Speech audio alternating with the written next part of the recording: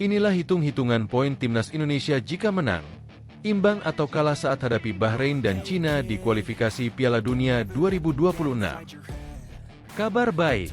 Alhamdulillah, begini kabar terbaru timnas Indonesia di Bahrain jelang duel panas di kualifikasi Piala Dunia 2026. Shin Tae-yong beri kabar baik untuk fans Garuda. Simak kabar bahagianya.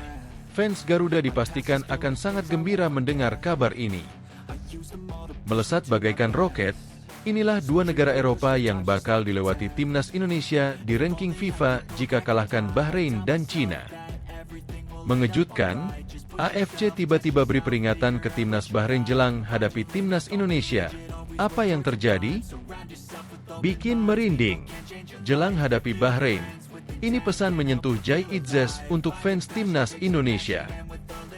Inilah kisah perjuangan Martin Paes demi gapai mimpi besar untuk lolos ke Piala Dunia, 3 kali transit hingga proses penyembuhan cedera. Bikin ngeri. Jika kalah dari timnas Indonesia, masa depan sepak bola Cina dalam bahaya. Simak fakta mengejutkannya. Masih sakit hati kalah menyakitkan dari timnas Jepang. Bahrain akan jadikan timnas Indonesia pelampiasan?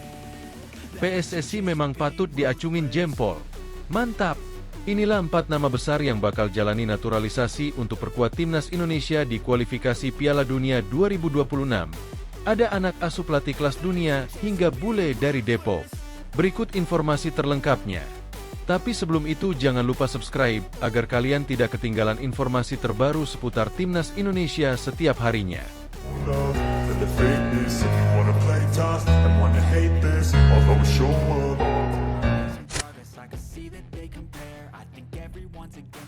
Timnas Indonesia menjadi satu-satunya wakil Asia Tenggara di babak 3 kualifikasi Piala Dunia 2026.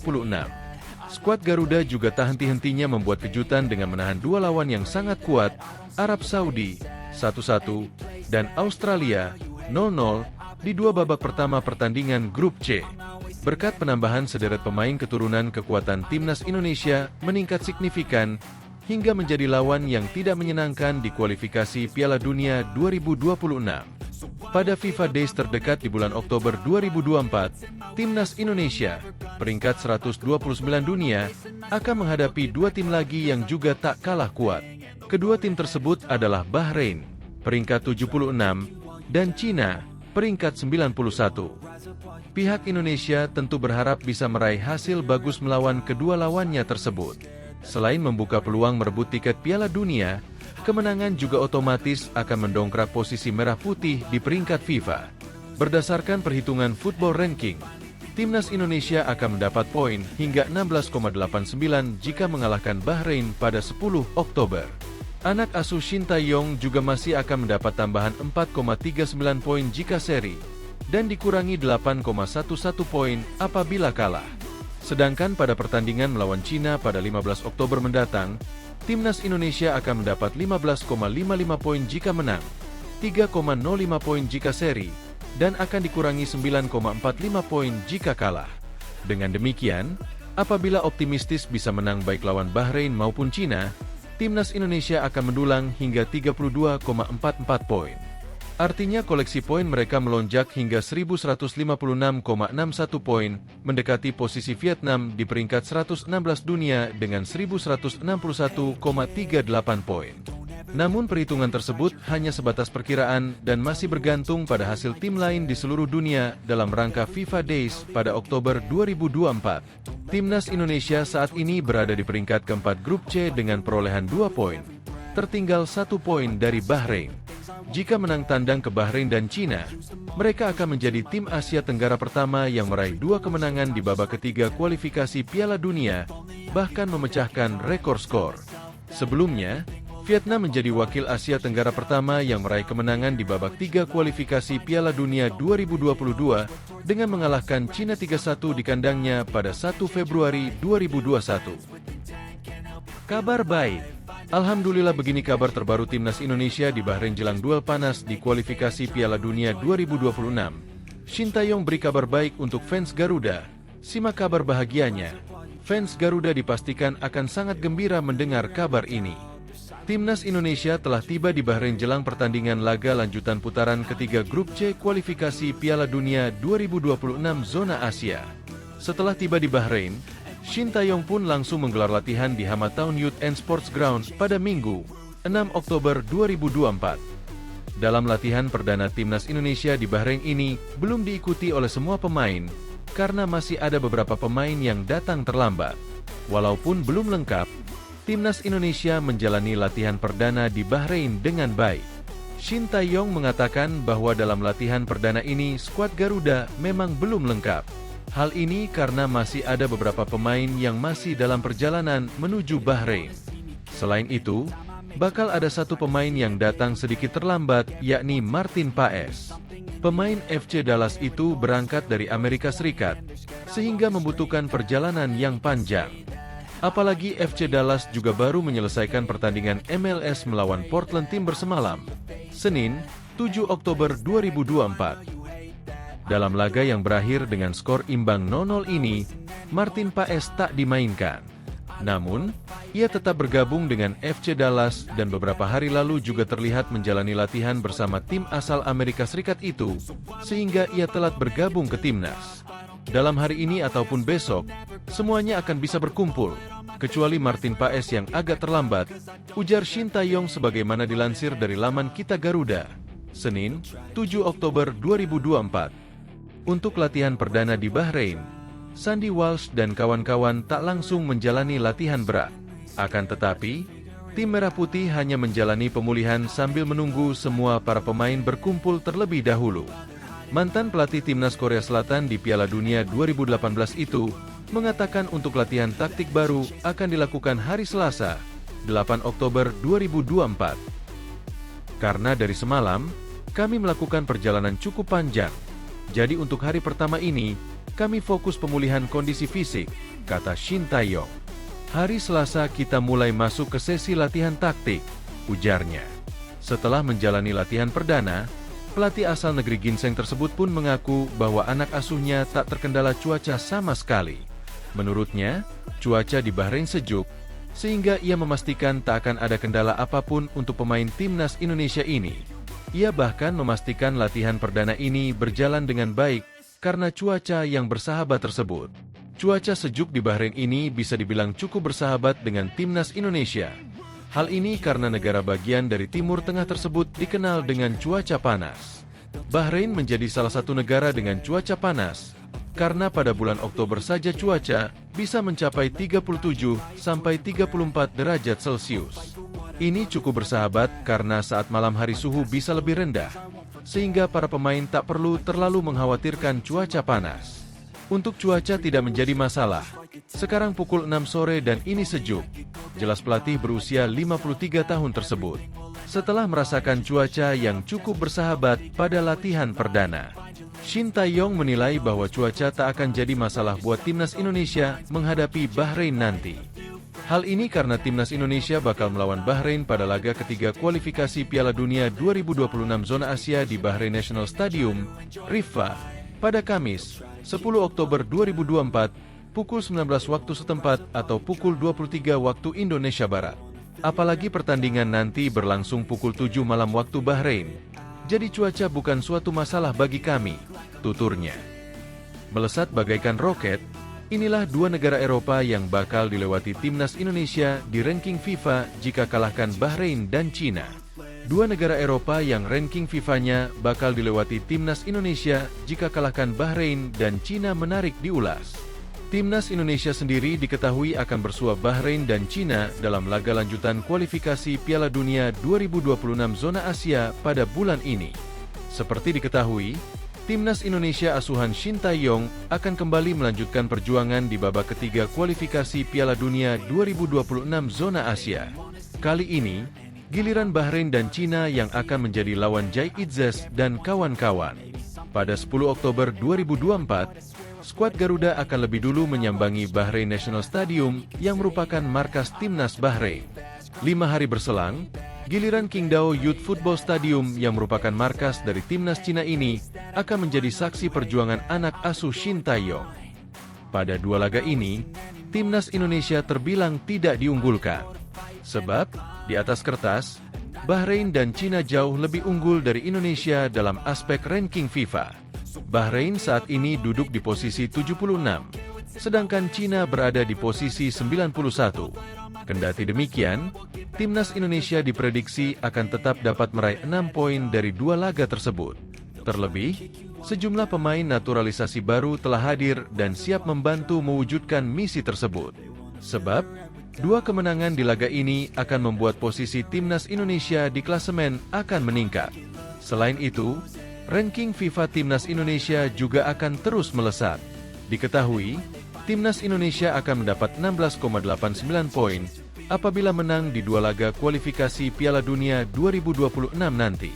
Hal ini membuat peringkat timnas Indonesia akan naik 7 peringkat dari 129 menjadi 122. Menariknya, dari 7 negara yang dilewati itu, ada 2 negara Eropa di dalamnya. Siprus akan menjadi salah satu negara yang dilewati timnas Indonesia pada ranking FIFA apabila skuad Garuda mampu menaklukkan Bahrain dan Cina. Siprus saat ini di peringkat 123 pada ranking FIFA. Apabila Siprus gagal mendapat poin tambahan di FIFA Matchday nanti, negara yang berada di Laut Mediterania ini dipastikan akan turun peringkat. Menarik menantikan kiprah timnas Indonesia serta Siprus. Estonia dipastikan akan turun peringkat apabila timnas Indonesia mampu mengalahkan Bahrain dan Cina di babak ketiga kualifikasi Piala Dunia 2026. Sebab, negara yang berada di wilayah Eropa Utara ini memiliki ranking FIFA di posisi 123 FIFA. Maka dari itu, negara ini juga perlu mendapat tambahan poin di FIFA Matchday. Itulah 2 negara Eropa yang bakal dilewati timnas Indonesia di ranking FIFA apabila sukses mengalahkan Bahrain dan Cina di babak ketiga kualifikasi Piala Dunia 2026. Mengejutkan, AFC tiba-tiba beri peringatan ke timnas Bahrain jelang hadapi timnas Indonesia. Apa yang terjadi? Konfederasi Sepak Bola Asia, AFC, memperingatkan timnas Bahrain jelang menjamu timnas Indonesia di matchday ketiga grup C babak ketiga kualifikasi Piala Dunia 2026 zona Asia. Menurut AFC, Bahrain akan menyambut tim berbahaya karena kini Garuda haus akan kemenangan. Seperti yang diketahui, timnas Indonesia mengawali 2 laga grup C babak ketiga kualifikasi Piala Dunia 2026 zona Asia dengan hasil yang cukup baik. Mereka dapat merebut 2 poin usai menahan 2 tim kuat, yakni Arab Saudi dan Australia. Tentu timnas Indonesia mau segera merebut 3 poin perdana mereka secepat mungkin dan Bahrain bisa menjadi korban pertamanya. Karena itu, AFC pun mewanti-wanti Bahrain untuk mewaspadai timnas Indonesia saat menyambut mereka di Stadion Internasional Bahrain, Riffa, pada Kamis 10 Oktober 2024. Bahrain yang kini memiliki 3 poin akan menyambut timnas Indonesia yang berbahaya. Timnas Indonesia menargetkan poin yang lebih banyak lagi usai menahan Arab Saudi dan Australia di 2 laga sebelumnya. Bunyi keterangan AFC, dikutip Senin, 7 Oktober 2024. Ya, sejauh ini Bahrain sudah memiliki 3 poin hasil dari 1 kemenangan dan 1 kekalahan. Berkat hasil itu, Bahrain berdiri di peringkat ketiga, tepat di atas timnas Indonesia yang berada di posisi keempat pada klasemen sementara grup C kualifikasi Piala Dunia 2026 zona Asia. Pasukan Shin Tae-yong lantas bertekad untuk menggeser Bahrain. Bahkan mungkin Arab Saudi jika bisa menang atas tim asal Timur Tengah tersebut. Sebab jika menang atas Bahrain, maka perolehan poin timnas Indonesia akan menjadi 5 poin, melewati Bahrain dan Arab Saudi. Untuk mewujudkan kemenangan itu, Shin Tae-yong lantas sudah memanggil 27 pemain terbaiknya. Dari 27 pemain itu, ada 2 pemain baru yang siap menjalani debut bersama timnas Indonesia. Kedua pemain yang dimaksud adalah Mads Hilgers dan Eliano Reijnders. Kedua pemain keturunan itu siap membantu timnas Indonesia merebut kemenangan perdana di babak ketiga kualifikasi Piala Dunia 2026 zona Asia. Bikin merinding jelang hadapi Bahrain. Ini pesan menyentuh Jai Itzes untuk fans timnas Indonesia. Bek tim nasional, timnas Indonesia, Jai Itzes memberikan sebuah pesan kepada fans Garuda jelang melawan Bahrain di kualifikasi Piala Dunia 2026 zona Asia. Pesan itu disampaikan Jai demi membakar semangat para fans timnas Indonesia agar semakin antusias menyambut laga melawan Bahrain di Bahrain National Stadium pada 10 Oktober 2024. Hal itu Jai lakukan lewat postingan Instagram pribadinya, Jaitzes, yang menampilkan saat berinteraksi dengan supporter Timnas Indonesia. Momen itu setelah Timnas Indonesia mengimbangi Australia 0-0 dalam kualifikasi Piala Dunia 2026, Selasa 10 September 2024. Jaitzes menggambarkan bahwa sangat berkesan saat itu dengan dukungan penuh supporter Timnas Indonesia. Hal itu seperti menjadi harapan timnya dapat dukungan supporter dalam laga nanti. Sebagai informasi, akan ada 2.000 supporter yang akan mendukung Timnas Indonesia melawan Bahrain. Kedutaan Besar Indonesia, KBRI, di Bahrain pun sudah memfasilitasi supporter agar mendapatkan tiket. Momen tersebut lagi, tulis Jaitzes. Satu hal yang paling penting adalah dukungan kalian. Kami bermain untuk kalian. Kami mencoba membuat kalian bangga, kata Jaitzes dalam tayangan video yang diunggah. Tidak ada yang percaya kita, tapi kita percaya, tambahnya. Tim asuhan Shin Tae-yong itu diperkuat 27 pemain untuk melawan Bahrain dan dilanjutkan berhadapan dengan Cina di Qingdao Youth Football Stadium pada 15 Oktober 2024. 27 nama tersebut termasuk 2 tambahan pemain naturalisasi baru, yakni Mes Hilgers dan Eliano Rejders. Sebatas informasi, Pratama Arhan dan kolega saat ini berada di posisi keempat klasemen grup C dengan 2 poin.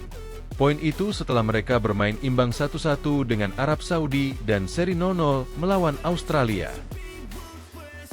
Inilah kisah perjuangan Martin Paes demi gapai mimpi besar untuk lolos ke Piala Dunia, 3 kali transit hingga proses penyembuhan cedera. Perjuangan kiper Timnas Indonesia Martin Paes untuk datang ke Bahrain akan diulas gol terakhir. Kelar laga Portland Timbers versus FC Dallas di lanjutan Major League Soccer, MLS, 2024 yang berlangsung Senin, 7 Oktober 2024, pagi WIB, Martin Paes langsung terbang ke Bahrain.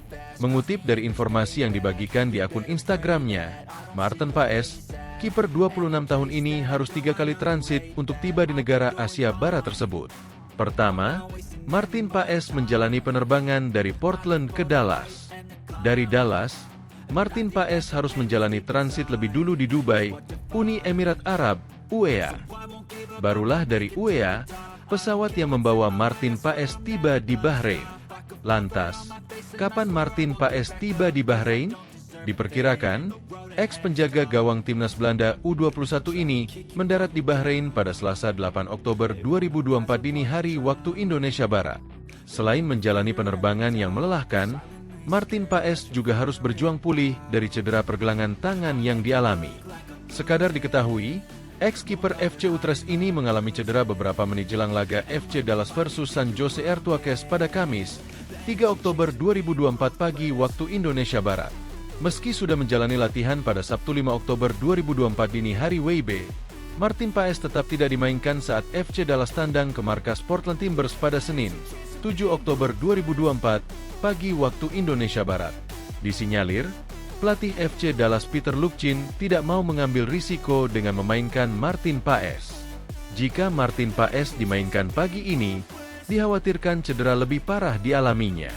Ujung-ujungnya, Martin Paes berpotensi absen lama memperkuat FC Dallas, termasuk tak dapat dimainkan di laga Timnas Indonesia kontra Bahrain dan Cina pada 10 serta 15 Oktober 2024.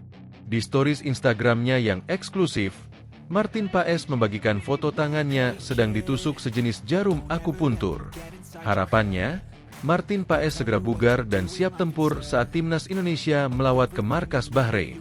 Kehadiran Martin Paes dibutuhkan Timnas Indonesia yang memburu poin penuh kontra Bahrain.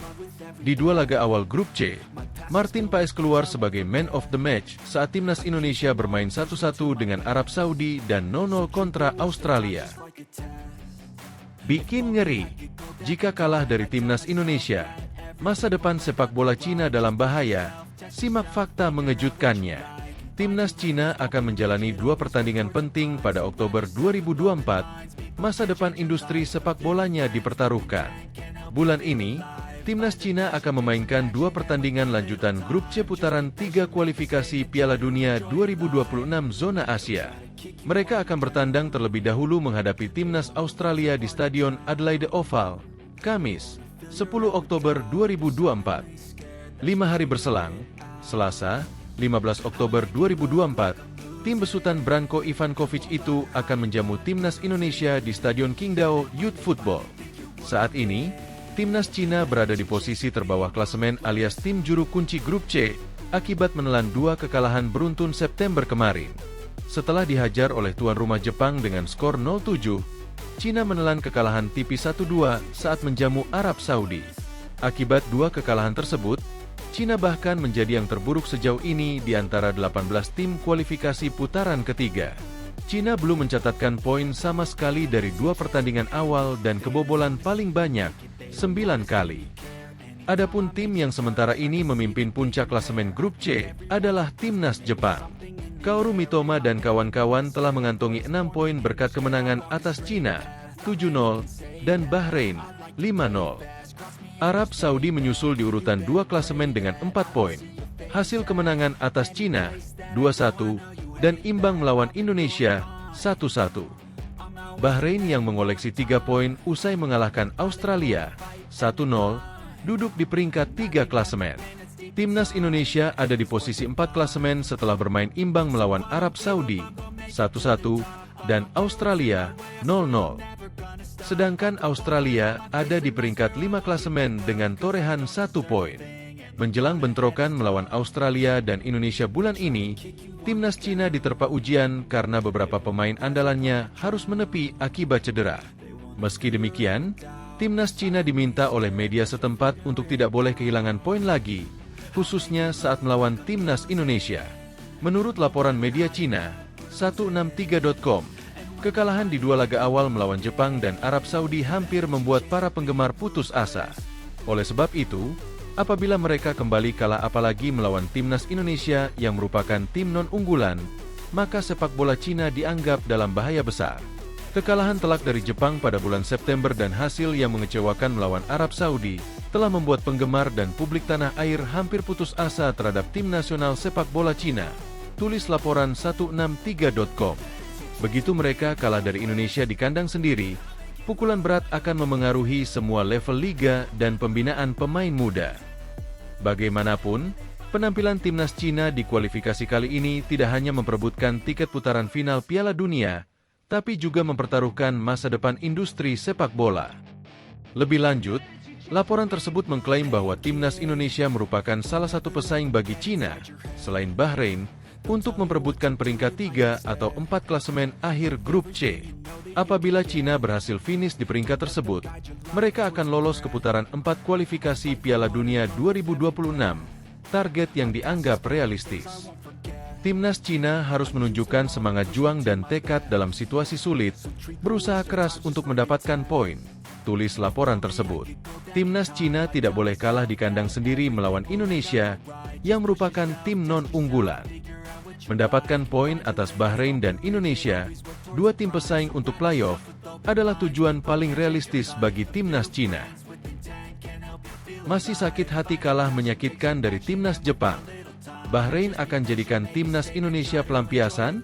Penyerang timnas Bahrain, Ismail Abdulatif, optimis mereka bisa meraih hasil maksimal saat melawan timnas Indonesia. Duel kedua tim akan tersaji di Bahrain National Stadium pada Kamis, Oktober 10. Pada pertandingan ini, Bahrain dalam misi bangkit setelah pada pertandingan sebelumnya kalah dengan skor 0-5 dari Jepang. Tentunya, skuad Garuda bukan lawan mudah karena mereka membawa hasil positif dengan menahan imbang Arab Saudi dan Australia. Ismail Abdulatif, hasil pertandingan saat melawan Jepang harus mereka lupakan. Saat ini waktunya menatap laga selanjutnya dan membawa hasil positif saat menghadapi timnas Indonesia dan Arab Saudi bulan ini. Kami sudah move on dari pertandingan melawan Jepang. Kami berada di sini sekarang dengan semangat yang baik. Kami akan bangkit kembali dan berharap untuk mendapatkan hasil yang baik, kata Ismail Abdulatif dilansir bolasport.com dari laman GDN Online. Pemain asal Al-Haldiyah FC ini menambahkan, kemenangan saat melawan Australia harus menjadi motivasi. Saat itu mereka menang dengan skor 0-1 di kandang Socheros. Ini menjadi modal penting dan performa tersebut harus mereka pertahankan saat melawan Indonesia. Kami memainkan pertandingan yang sangat bagus melawan Australia dan meraih 3 poin. Kemudian mengalami pertandingan yang buruk melawan Jepang. Inilah sepak bola. Kami bisa kalah dari tim manapun. Mereka tampil sangat kuat dan kami tidak dalam kondisi yang baik, terutama di babak kedua. Lanjutnya, Ismail menilai bahwa pertandingan melawan Indonesia akan berjalan sengit. Namun, mereka akan berjuang keras untuk mendapatkan hasil maksimal di laga tersebut. Kemenangan jadi modal penting bagi mereka sebelum melawan Arab Saudi.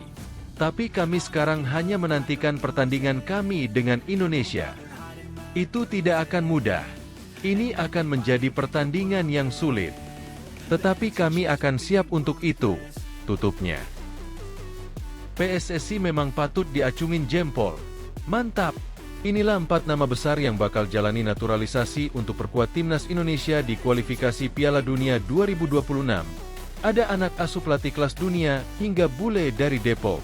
Bagi sebagian orang, khususnya kaum rebahan, istilah "I don't like Monday" sudah lazim serta sebuah pembenaran.